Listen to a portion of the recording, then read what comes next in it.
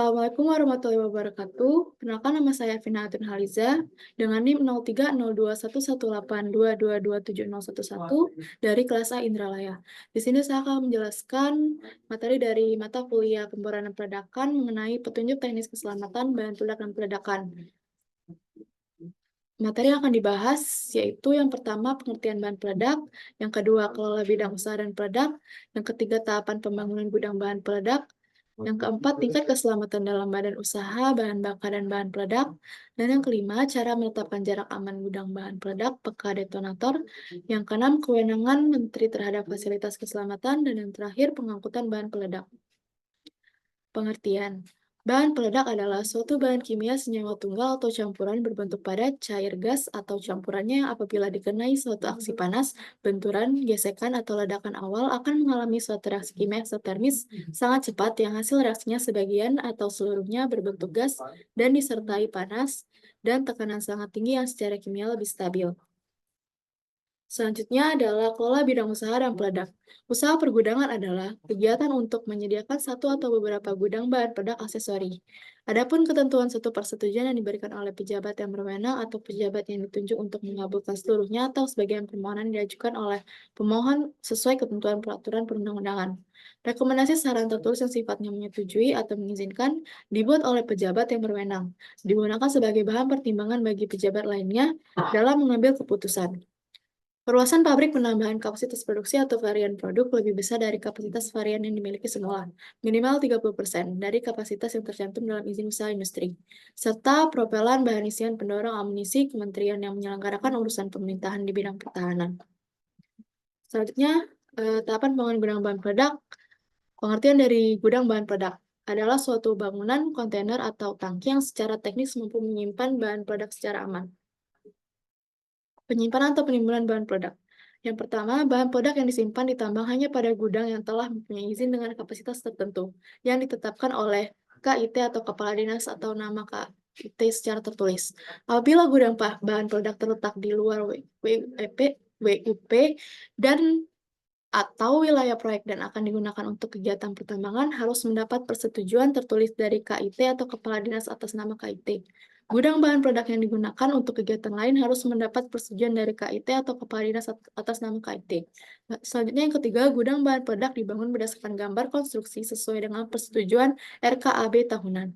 Persyaratan teknis pembangunan gudang bahan peledak tersebut diatur lebih lanjut dalam petunjuk teknis yang ditetapkan oleh Direktur Jenderal. Dan keempat, KIT atau Kepala Dinas atas nama KIT dapat membatalkan persetujuan gudang bahan peledak yang tidak lagi memenuhi persyaratan. Yang kelima, apabila kegiatan pertambangan berhenti atau dihentikan untuk waktu lebih dari 3 bulan, KTT atau PTL harus melaporkan kepada KIT atau Kepala Dinas atas nama KIT dan gudang bahan peledak harus tetap dijaga. Selanjutnya, tahapan pembangunan gudang bahan peledak. Yang pertama, kepemilikan gudang bahan peledak hanya boleh diajukan atas nama pemegang izin usaha pertambangan. Yang kedua, permohonan pembangunan gudang bahan peledak diajukan pada rencana kerja anggaran biaya atau RKAB. Yang ketiga, setelah hasil evaluasi terhadap data dukung pembangunan gudang bahan peledak itu diterima, selanjutnya pemegang izin usaha pertambangan dapat mulai membangun gudang bahan peledak, mineral dan batu bara atau KIT atau Kepala Dinas atas nama KIT. Yang keempat, KIT atau Kepala Dinas atas nama KIT akan menugaskan inspektur tambang melakukan pemeriksaan kondisi fisik dan peralatan keselamatan gudang bahan peledak. Hasil pemeriksaan tertuang di dalam berita acara. Gudang bahan peledak dapat digunakan saat kondisi pembangunannya sudah mencapai 100%, dan hasil tindak lanjut sebagaimana tertuang dalam berita acara sudah dievaluasi dan dinyatakan sesuai atau layak untuk dipergunakan dalam jangka waktu paling lama 5 tahun. Yang kelima, pemegang IUP, eksplorasi atau IUP K, eksplorasi atau IUP, operasi produksi atau IUP K, operasi produksi atau IUP, operasi produksi khusus untuk pengolahan dan atau kemudian melaporkan kepada KIT atau Kepala Dinas atas nama KIT paling lama 3 bulan. Selanjutnya, KIT atau Kepala Dinas atas nama KIT menugaskan inspektur tambang untuk melakukan pemeriksaan kondisi fisik dan peralatan keselamatan gudang bahan peledak. Dari hasil pemeriksaan tersebut, dibuat berita acara pengujian kelayakan atau pemeriksaan kondisi fisik, serta kelengkapan peralatan keselamatan kerja gudang bahan peledak. Apabila pada pemeriksaan fisik tersebut terdapat ketidaksesuaian, maka inspektur tambang meminta secara tertulis yang tertuang dalam berita acara untuk ditindaklanjuti dan segera dilaporkan kepada KIT atau Kepala Dinas atas nama KIT. Selanjutnya, khusus untuk gudang bahan peledak di bawah tanah diperlukan data tambahan berupa peta dan spesifikasi yang memperhatikan rancang bangunan dan lokasi gudang bahan peledak. Jangka waktu kelayakan gudang bahan peledak, yang pertama gudang sementara diberikan untuk 2 tahun, yang kedua gudang terasier diberikan untuk 5 tahun, dan yang ketiga gudang utama diberikan untuk 5 tahun. Selanjutnya, khusus bahan ramuan bahan peledak yang diangkut menggunakan unit pengangkut berbentuk tangki, maka unit pengangkut harus memenuhi persyaratan antara lain. Yang pertama, kekuatan material yang digunakan telah memperhitungkan safety factor, tebal minimum yang dipersyaratkan, atau laju korosi telah dipertimbangkan, yang mana ketebalan minimum yang dipersyaratkan tersebut mampu menahan beban dinamis dari besar tumbukan.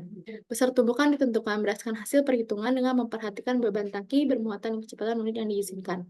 Yang kedua, konstruksi bangunan tangki apabila dilakukan dengan cara pengelasan, maka kekuatan hasil pengelasan minimal sama atau lebih kuat dari material dasarnya atau base metal. Yang ketiga, sistem pengereman dan beban muatan pada unit pengangkut harus menggunakan standar pabrikan yang selalu dilakukan pengecekan sebelum dioperasikan serta dilakukan pemeliharaan dan pemeriksaan berkala berdasarkan manual prosedur dari pabrik pembuat.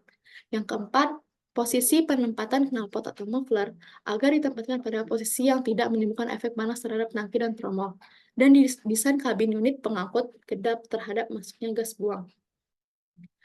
Yang kelima, melakukan pengujian kelayakan tangki dan instalasinya dimulai dari proses pembuatan oleh pabrik pembuat yang dilengkapi dengan dokumen Manufacturing Data Record atau MDR, sampai digunakan oleh pengguna akhir dengan melakukan pengetesan sebagai berikut.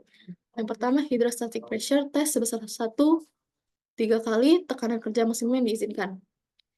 Yang kedua, leakage test untuk mendeteksi kebocoran pada sambungan tangki dan instalasinya. Dan yang keenam, pengujian kelayakan sebagaimana dimaksud dalam angka 5 dilakukan secara berkala setiap 2 tahun. Selanjutnya, tahapan pembangunan gudang bahan peledak. Yang pertama, gudang sementara. Gudang sementara adalah gudang yang dipergunakan untuk kegiatan pertambangan pada tahap eksplorasi, konstruksi, persiapan penambangan. Yang kedua, gudang utama. Gudang utama adalah gudang yang digunakan sebagai tempat penyimpanan bahan peledak yang letaknya tidak terlalu jauh dari tambang, dan dari gudang ini bahan peledak dipakai untuk keperluan peledakan. Dan yang ketiga, gudang transit. Gudang transit adalah gudang yang dipergunakan sebagai tempat penyimpanan sementara sebelum diangkut atau dipindahkan ke gudang bahan peledak utama dan berada di dalam WUP dan atau proyek area. Selanjutnya, tingkat keselamatan dalam badan usaha bahan bakar dan bahan peledak. Sebagai upaya dalam memperoleh kondisi operasional yang aman, memerlukan pengelolaan keselamatan kesehatan kerja. Penerapan keselamatan dan kesehatan kerja merupakan syarat bagi setiap proses pekerjaan atau tempat kerja. Namun, penerapan keselamatan kerja ini bukan hanya tanggung jawab dari satu pihak, melainkan tanggung jawab dari berbagai pihak yang sama-sama menyadari arti pentingnya keselamatan kerja. Bahkan pemerintah ikut andil dalam bertanggung jawab dengan dikeluarkannya Undang-Undang Nomor 1 1970 tentang keselamatan kesehatan kerja. Selanjutnya membahas tentang cara menetapkan jarak aman gudang bahan peledak. Yang pertama, temperatur ruangan bahan ramuan bahan peledak maksimal 55 derajat Celcius. Yang kedua, dilarang melakukan peledakan kecuali juru ledak yang memiliki. 3. Dilarang mengisi lubang ledak atau meledakkan lubang yang sebelumnya sudah diledakkan, kecuali untuk tujuan menangani peledakan mampir sesuai dengan cara yang telah ditetapkan. Yang keempat, dilarang mencabut kabel detonator, sumbu api, atau sistem lainnya dari lubang ledak yang telah diisi serta diberi primer. Yang kelima, dilarang merokok atau membuat nyala api pada jarak kurang 10 meter dari bahan peledak. Yang keenam, setiap tangki yang digunakan untuk menyimpan bahan berbahaya atau bahan yang mudah terbakar harus dipasang tanggul yang dapat menampung cairan yang bocor dengan daya tampung sesuai ketentuan peraturan perundangan dan atau standar yang diakui. Dan yang terakhir, tangki portable. Tangki portable dinamis yaitu tempat penyimpanan bahan bakar cair yang diangkut menggunakan unit pengangkut berbentuk tangki. Maka unit pengangkut harus memenuhi persyaratan safety factor, tebal minimum yang dipersyaratkan, yang mana ketebalan minimum yang dipersyaratkan tersebut mampu menahan beban dinamis dari besar tumbukan. Selanjutnya, kewenangan Menteri terhadap fasilitas keselamatan. Menurut kewenangan yang ditetapkan dalam Undang-Undang Dasar mengenai Badan Usaha Bahan Peledak Pasal 13 dan Pasal 24, persyaratan untuk mendapatkan izin usaha pendistribusian bahan peledak sebagaimana dimaksud dalam Pasal 13 ayat 2 huruf E, yaitu yang pertama, Menteri menyelenggarakan pembinaan pengembangan terhadap badan usaha bahan peledak. Yang kedua, dalam menyelenggarakan pembinaan dan pengembangan terhadap badan usaha bahan peledak sebagaimana dimaksud pada ayat 1, Menteri mempunyai kewenangan yang pertama, memberikan atau menolak rekomendasi dan atau perizinan pendirian pabrik. Yang kedua, memberikan atau menolak permohonan izin usaha produksi. Yang ketiga, memberikan rekomendasi perluasan atau pengembangan pabrik. Yang keempat, memberi atau menolak permohonan izin usaha pengadaan melalui impor bahan peledak. Dan yang kelima, mengizinkan atau menolak permohonan izin usaha pendistribusian bahan peledak.